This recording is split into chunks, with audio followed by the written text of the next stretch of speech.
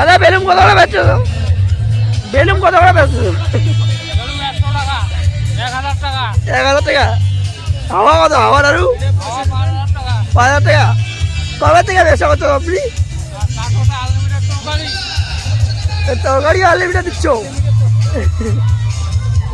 আপনার ব্যবসা কেমন চলতেছে মেলাতে? 2200 টাকা। ও ব্যবসা তো ভালো আছে। আপনার বয়স কত দাদা? 100।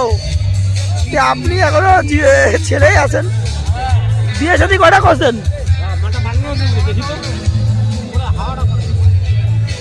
এটাকে এটাকে দাদা এটাকে ও দাদা এটাকে তোমার সাথে আছে?